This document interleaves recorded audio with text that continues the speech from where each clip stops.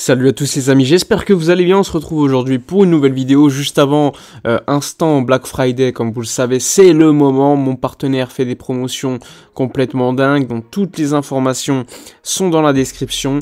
N'hésitez pas à venir me poser des questions également sur Instagram en message privé, je serai là pour vous répondre, donc profitez-en, c'est le moment ou jamais pour vous faire plaisir.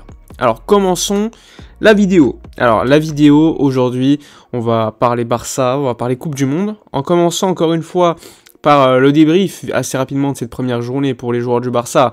On a vu l'équipe espagnole avec notamment Jordi Alba, Pedri, Gavi, Busquets et consorts ont brillé lors de cette première journée avec l'Espagne contre le Costa Rica, hein, c'était un régal. Sinon, hier, le Brésil a joué avec Rafinha qui était titulaire. Bon, il n'a pas fait un bon match, un petit peu à l'image des autres offensifs, hein, sauf Richarlison qui a brillé. Les autres, globalement, n'ont pas été au top. Donc, pas un grand match de la part de Rafinha.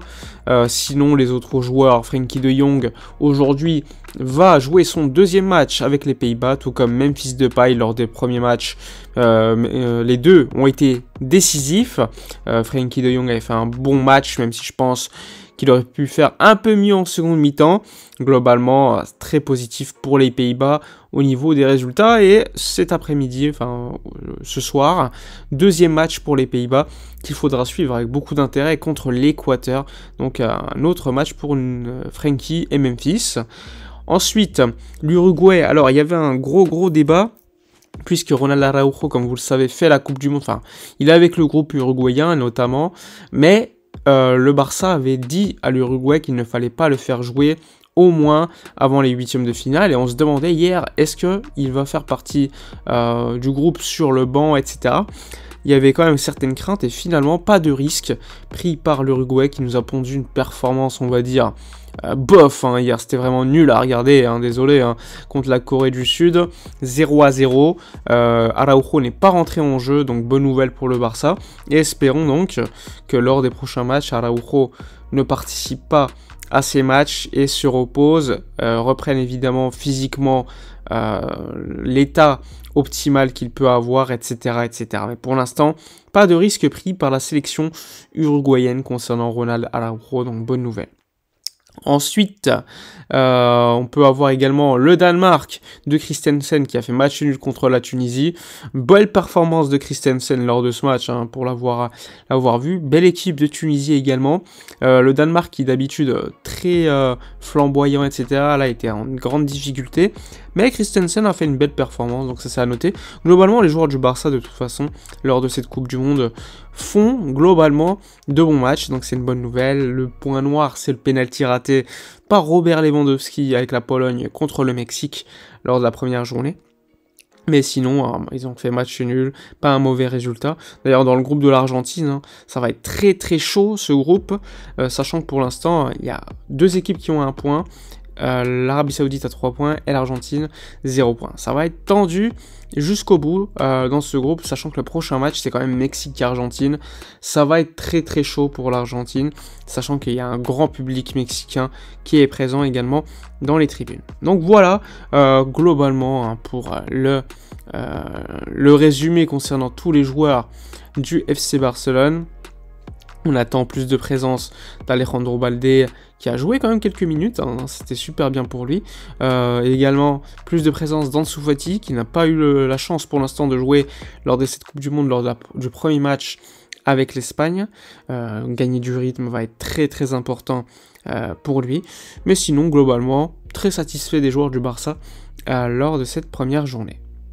Alors, évidemment, Dembélé, passeur décisif avec la France, on en a parlé lors d'une vidéo précédente, ça franchement une excellente nouvelle. Koundé jouera quelques minutes, à voir s'il jouera un peu plus longuement lors des prochains matchs. Sinon, concernant les informations Barça, en ce moment le Barça, il y a des travaux au Camp Nou.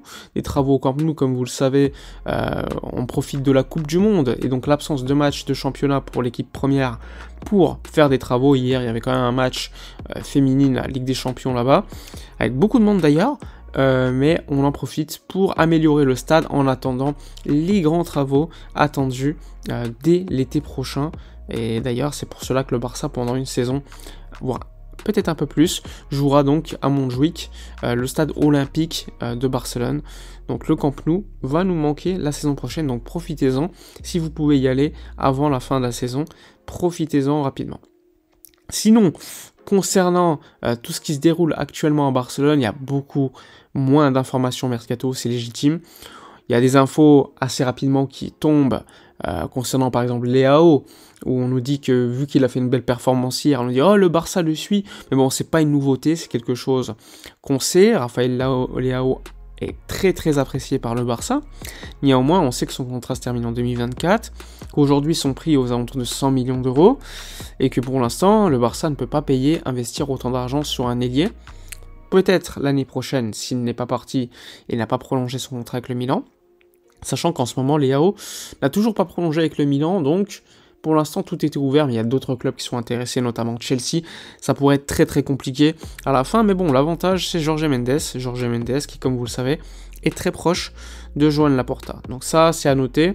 Et on sait pas ce qui peut se dérouler, hein. Tout est possible de toute façon avec le mercato. Jorge Mendes, quand tu mets Jorge Mendes dans la boucle, peut se passer beaucoup de choses de toute façon. Donc pour l'instant, on va rester mesuré concernant Raphaël Leao, mais j'exclurai pas une possibilité. Cette semaine, il y a eu Pedri qui a pu rencontrer Iniesta, son idole d'enfance. Il y a aussi Pedri qui s'est exprimé concernant Asensio, j'en avais parlé lors d'une vidéo précédente. Le Barça qui serait intéressé par Asensio, je le précise. Asensio qui avait répondu à la presse que, bon, pour l'instant, il est content d'être au Real, qu'il voudrait prolonger, mais qu'il n'écarterait pas non plus le FC Barcelone. Donc, déclaration qui avait été quand même très surprenante à mon goût. Mais bon, pour l'instant, c'est pas non plus tant exclu que ça. Et ça, personnellement, ça m'étonne énormément. Parce qu'on parle quand même d'un joueur du Real Madrid qui est en contrat encore pour l'instant. Qui en plus de cela, bon, il a fait un très bon début de Coupe du Monde contre le Costa Rica. Mais je trouve que son profil n'est pas non plus le super adéquat pour le Barça actuellement. Donc, moi, personnellement, je ne prendrai pas le risque de prendre ce joueur. Et je le laisserai où il est en fait. Je le laisserai où il est et je me renforcerai à d'autres postes, même si éventuellement il est libre lors du mois de juin prochain. C'est pas un joueur que j'apprécie tant que ça. Et pour moi, pourquoi le prendre tout simplement? Joueur du Real Madrid qui a un profil type un petit peu Griezmann, c'est-à-dire qui tourne autour de l'attaquant, qui n'est pas un vrai ailier. Enfin bref, moi les types de profils comme ça m'intéresse pas du tout. Donc voilà pour le résumé de la journée. N'hésitez pas encore une fois à soutenir la chaîne, liker, commenter, partager.